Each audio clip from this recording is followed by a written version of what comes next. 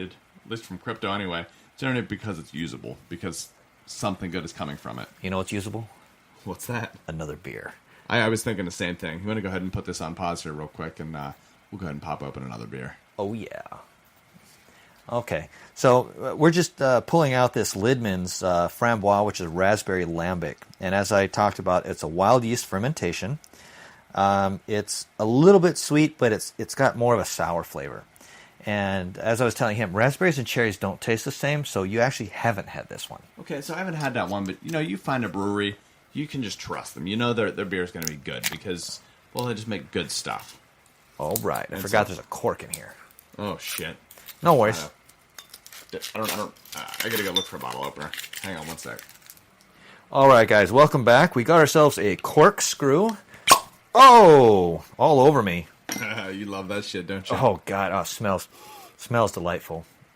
Let's see how this puppy pours. Let's listen to it. Ready?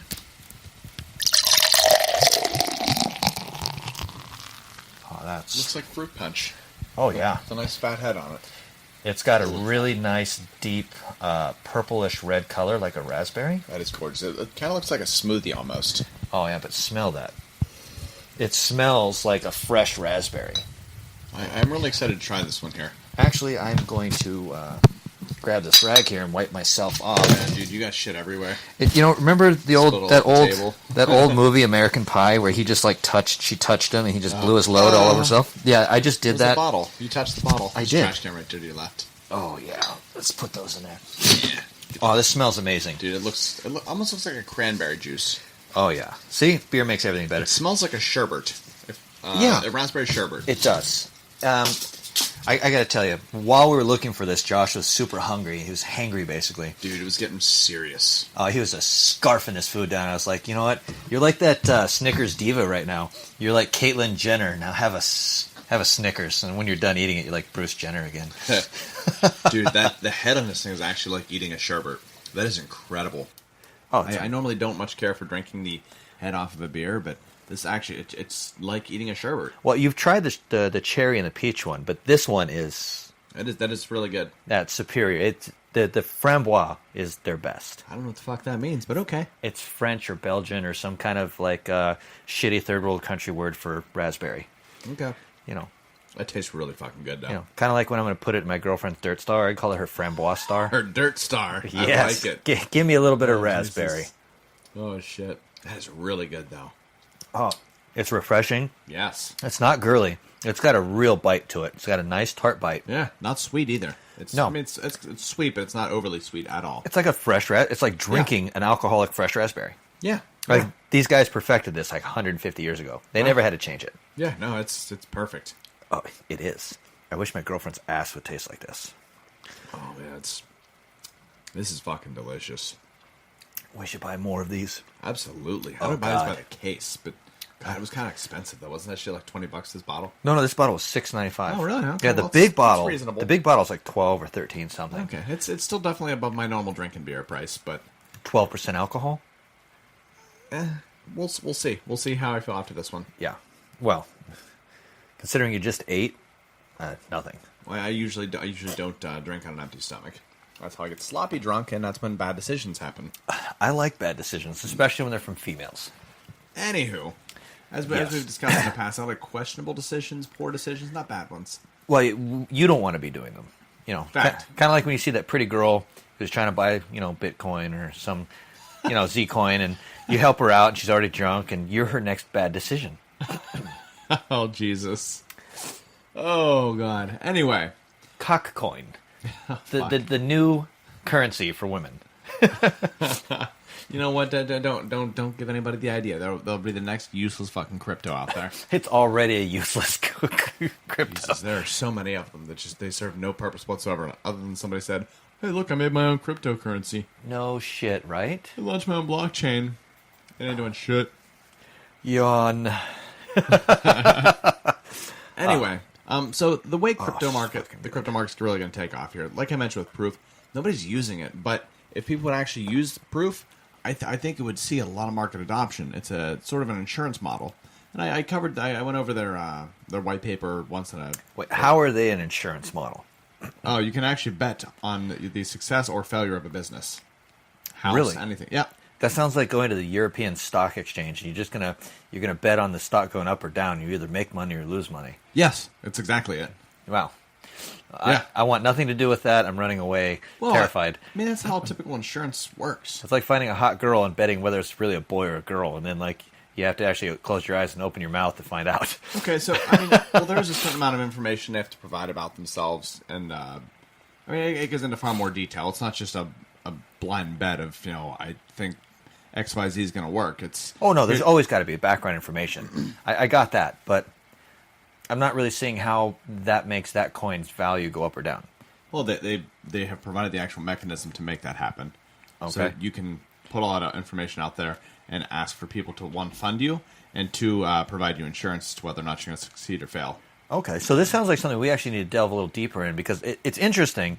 Right now, to me, I'm kind of scared, so I want to know more, but I trust you with your tech knowledge. So maybe for the next podcast, we can delve into it more and give some more... Sure, and maybe I'll see if one of those guys want to come on the show and do an interview as well, and I'm sure they can provide a better explanation. I love it. I'm positive they can provide a better explanation. Anyway. As good as this Libman's right, Framboise? Right. Oh my God, this is good. I'm done with my glass already. Oh God, it just tastes so good. As it hits my mouth, it tickles my tongue and my cheeks. Yeah, it's like a hot girl who wants to have a one-night stand. It's that good. Oh God, it is really that good. Anyway, more to the legitimacy of cryptocurrency. So, if it's not useful, nobody's going to use it. There's not going to be a maintainable value.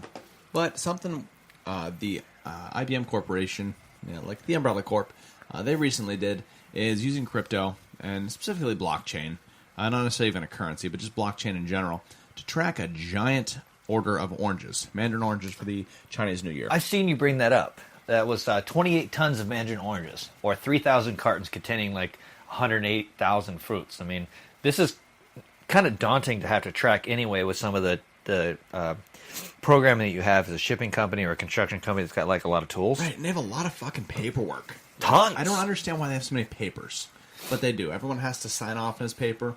But with using blockchain, though, everybody can still signify the transaction happened, and you can track it at every place it goes, and every person who it changes hands with, all the different details there. You can put that into blockchain, so everyone in the world can see it, and nobody can dispute it then, because it's on the blockchain that you can't overcome that on most blockchain, any good blockchain. And so the definition there of a good blockchain I'm using is that you have distributed masternodes. Those are people saying this transaction occurred, and I'm validating this. It's kind of like putting a GPS chip on a hammer and setting it off an employee. You get to track where it's at, what's going on. Unless he takes it off and removes it, you know exactly what's going on. And in this case, you can't remove it. Right. You can't remove it, but this is versus maybe me and three of my friends are running masternodes and we're the only ones. If we decide that you didn't give Carl $10 and that $10 just went to us, or it doesn't exist. When it's a distributed network for people across the world running these masternodes, then what's the chance that they could all get together and collude to destroy this blockchain or change the information? Well, it becomes impossible. It's kind of exactly. like keeping everything on one computer. If you destroy the computer, but once you put it on the net, then as long as there's a computer somewhere running, it could be hiding there. Exactly. And so that's the benefit here. So they were able to reduce a ton of costs here. Although they do mention things in the article here of how they were able to save electricity. That sounds like a lot of bullshit to me. I mean, you're not cutting basic electricity costs by using blockchain. Let's be honest. I think what they're talking about is saving electricity by not having to use specific chips physically planted on there. There's going to be a little bit less overhead and electricity to track it. You see what I highlighted on the screen here? Yeah, electricity used for refrigerated cargo containers. That's just fucking stupid. That's bullshit. Anyway, the rest of it, though, there are, like you were saying there, the reduced cost in tracking it, the paperwork, the printing and scanning and whatnot. That does make complete sense. Well, I mean, if it made it faster, it would make the rental or usage of the refrigerated cargo containers less. But I'm with you there. I don't see. You can't get rid of refrigerated cargo. Right. I guess I'm cutting into this a little bit harder because I don't like the way they said it there. It's almost like you have to look a little bit closer. There's a little bit of lying going on there. Providing traceable and tamper-proof storage of records for the maritime ship. So it's a record container. That makes sense. where document fraud accounts for 40% of all fraud. Well, I mean, you could just say a transaction happened, you ship something that different, like instead of oranges, you're shipping cocaine wrapped in oranges. Right. I mean, and stuff like that happens all the time. So I want to ship cocaine wrapped in oranges. That's profitable, I hear. You gotta know somebody at each port and whatnot. But anyway, so there's a little bit of bullshit there. You got to be able to read through that stuff when you're looking at news articles. But I like this because it does show the benefit and legitimate usability of cryptocurrency with business. And if we're going to see a here's another thing I got to ask you. I'm sorry to interrupt you on this. So, if cobalt is mined in what looks like the Congo, down here, and it goes through a Chinese refinery and then a Korean battery factory to a Ford Motors plant in the U.S. First off, basically, the crypto doesn't sit with the cobalt. It's just when it arrives, this container's scanned and it adds to the blockchain. So that's exactly what's happening. Everything's adding to the blockchain. This is the ledger. You're just adding a new field on the ledger at the end of. Okay. This cobalt came from this mine, and we're having those just some numbers or something in there to. So it doesn't GPS its route. It just says it was in the Congo, and then it got checked in at the Chinese refinery. Imagine it like the UPS guy who's scanning your package as you drop it off the UPS office. Okay, that's it. It's not actually tracking your package. It's just saying this was scanned here, and then it goes to the main post office. So it's like UPS, airport. FedEx. Yeah. Okay. So basically, what's actually being shipped, nobody really knows. What's being shipped, that's being reported as being shipped, is what everybody knows. Yeah, it's just a way to track your package on the paperwork side of things. Okay. And that's where it reduces a shitload of cost. Is you don't have to pay 18 people to track this package. Just one. Right. Or you really know people. Just the person receiving it can see, okay, I see it was checked in at Honolulu Airport. Should be delivered today by this time based on just what I know. Wow, we should look into this for our business. We could, Ship and Mead. Yeah, of course, then again, I'm about to steal your glass full of Lidmans. The only thing I really want to keep track of right now is this raspberry framboise. That's my Lidman. Oh, God, this is more valuable than crypto. This stuff is freaking amazing. I got to tell you. God, that is just like drinking a melted sherbet. It is so fucking good. And it's 12% alcohol. God, that is delicious. Okay. And it's beer. Yeah, right? I mean, it's actual beer. It tastes like a wine cooler, though. Goddamn so Belgians. Fucking good. Yeah, but wine coolers are all artificially flavored and bullshit. This is the real deal raspberry, fermented beer, malt. Oh, it's good.